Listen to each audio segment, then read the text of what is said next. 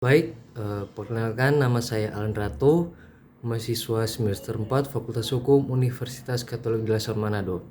Pada saat ini saya akan menjawab pertanyaan-pertanyaan untuk ujian akhir semester mata kuliah Hukum Lingkungan. Kita masuk pada soal yang pertama. Apakah makna filosofi implementasi konstitusi bumi, air, dan kekayaan alam yang terkandung di dalamnya telah tercapai di Indonesia pada saat ini?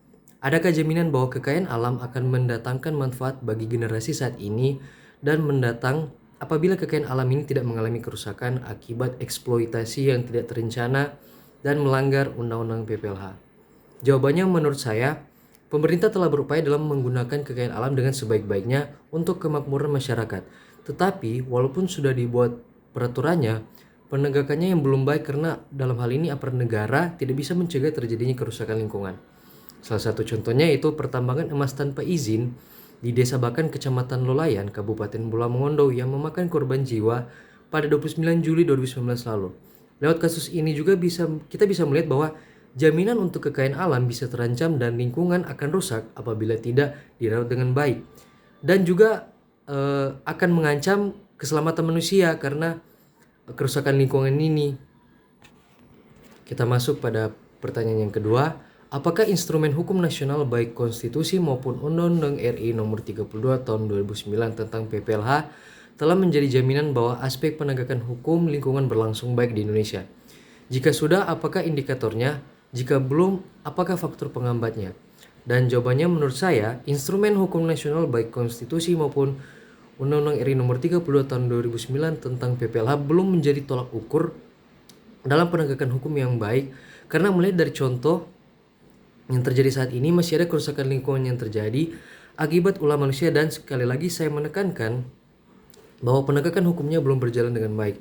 Saya mengambil contoh yaitu kasus Gubernur Sulawesi Selatan Nurdin Abdullah yang terjaring OTT dari KPK karena ditetapkan sebagai tersangka kasus dugaan suap proyek infrastruktur di lingkungan pemerintahan Provinsi Sulawesi Selatan. Melihat dari kasus ini bisa disimpulkan bahwa konstitusi ataupun Undang-Undang RI nomor 32 tahun 2009 tentang PPLH sudah tepat, namun belum bisa menjadi jaminan bahwa penegakan hukum lingkungan di Indonesia sudah berjalan dengan baik. Menurut saya beberapa faktor yang menjadi penghambatnya yaitu yang pertama adalah praktek KKN, korupsi, kolusi, dan nepotisme. Yang kedua, kurangnya koordinasi antar departemen pemerintah, dan yang ketiga, integritas dan transparansi antar aparat hukum yang masih rendah. Kita masuk pada soal yang ketiga. Persoalan yang sering dihadapi oleh masyarakat dalam penegakan hukum lingkungan adalah akses terhadap keadilan, sebab tidak dapat dipungkiri bahwa perusahaan kadang-kadang melakukan praktik serangan hukum balik.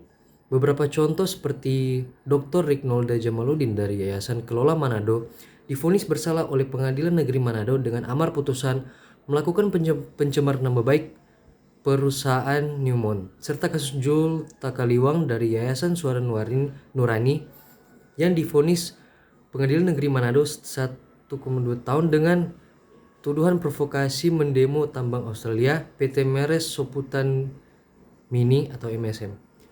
Menurut Anda, faktor apakah yang menyebabkan hal demikian terjadi?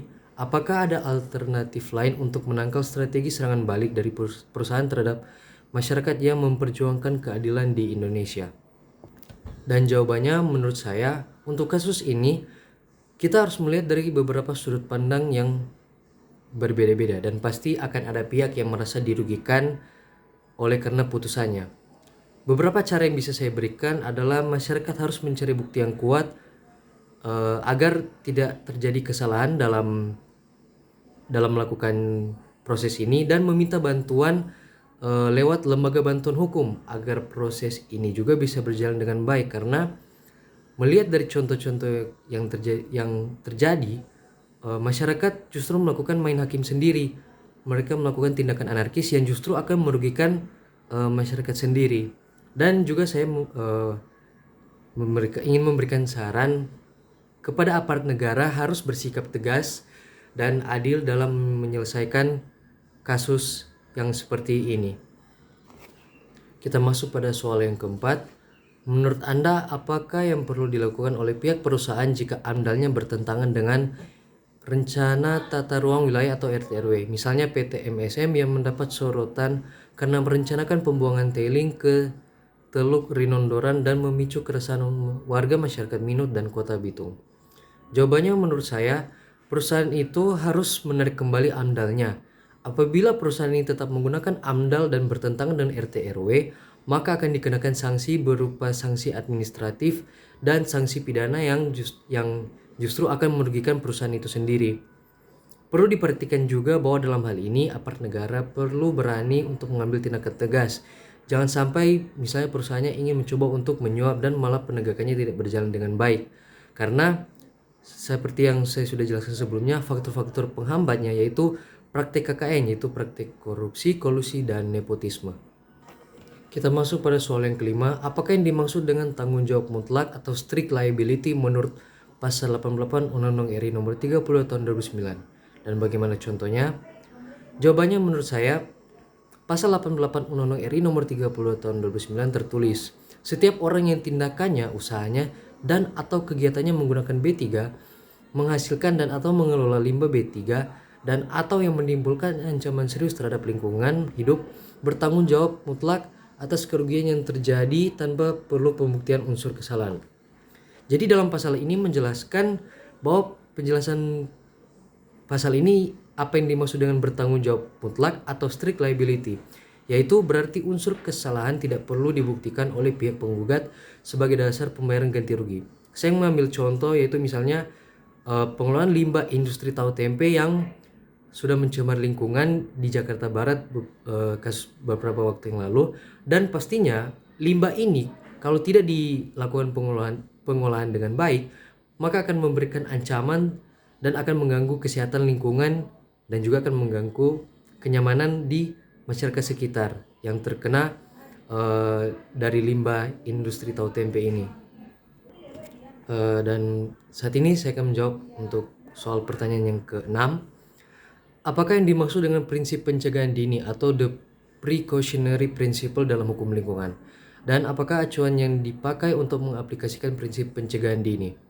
Jawabannya menurut saya, precautionary principle adalah prinsip yang pada awalnya diadopsi dalam deklarasi dan kemudian diadopsi dalam berbagai konvensi sebagai bentuk awal dari prinsip pembangunan berkelanjutan. Prinsip ini merupakan perkembangan dalam kebijakan nasional maupun internasional yang bertujuan melindungi manusia dan lingkungan hidup dari bahaya yang serius dan tidak bisa dipulihkan. Precautionary principle atau prinsip kehati-hatian ini menekankan pada bagaimana melakukan pencegahan agar tidak terjadi penurunan kualitas lingkungan hidup akibat pencemaran.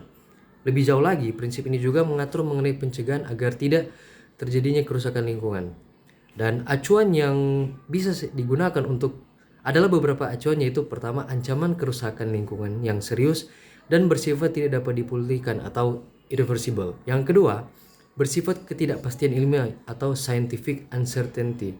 Dan yang ketiga, ikhtiar prevensional mencakup ikhtiar pencegahan hingga biaya-biaya yang bersifat efektif atau cost effectiveness.